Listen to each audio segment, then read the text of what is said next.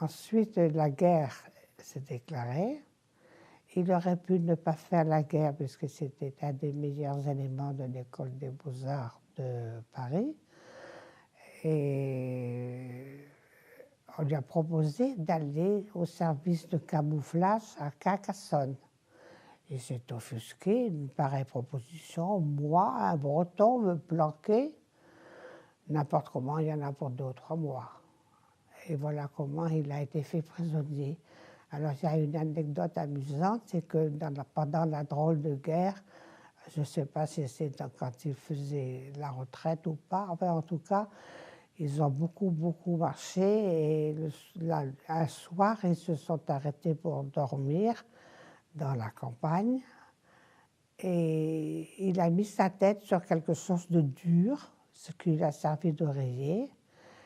Et le lendemain matin, quand il s'est réveillé, il s'est aperçu que de quelque chose de dur était une meule de gruyère. Ça a fait son affaire et aussi l'affaire de toute la compagnie. Il a partagé sa meule de gruyère et ça les a aidés parce que le lendemain, il a fallu faire encore des kilomètres et des kilomètres à pied sans pour ainsi dire rien à manger.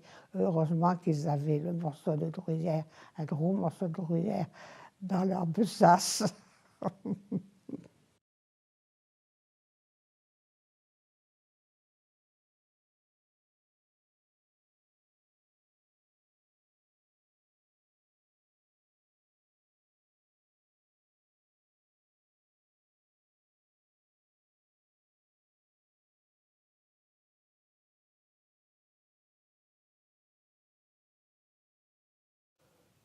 Oui, oui, oui.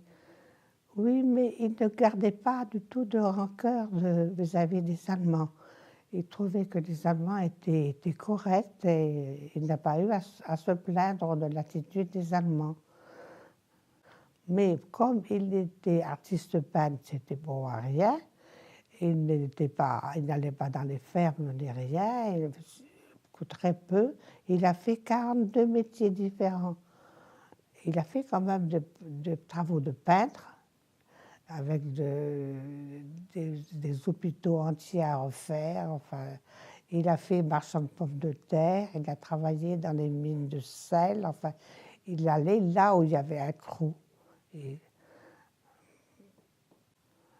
il n'a pas souffert des bombardements là où il était, puisque ce n'était pas l'endroit. Sinon, il n'a pas eu peur des bombardements. Ça, non. Ah oui. Euh, oui.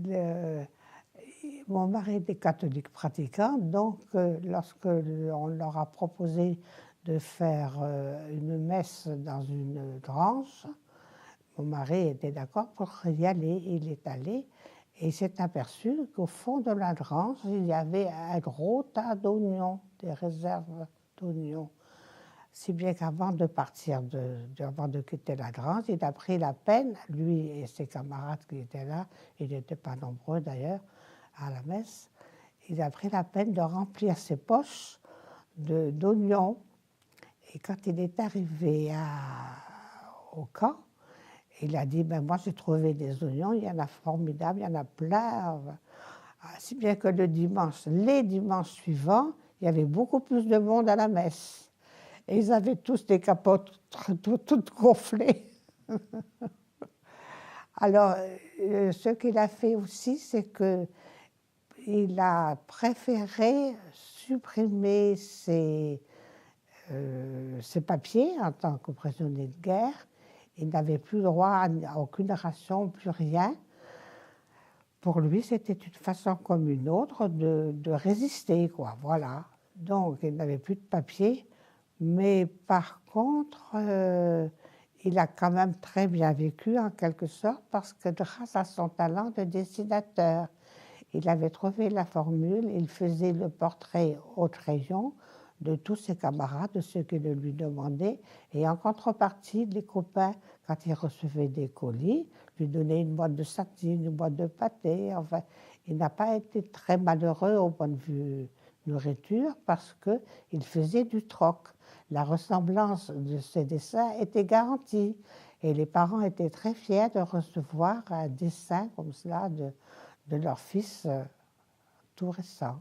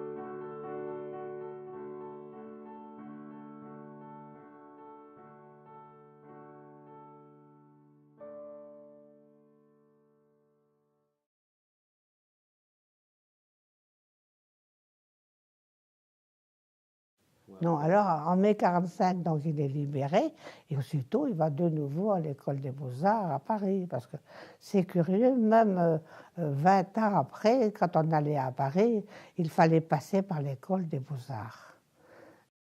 Alors heureusement qu'il avait comme copain, comme vrai copain, un certain Schneider, et qui avait une chambre au 7e étage, sous les toits, sans fenêtre, c'était un vasistas, sans chauffage évidemment, au 7e étage, sans ascenseur.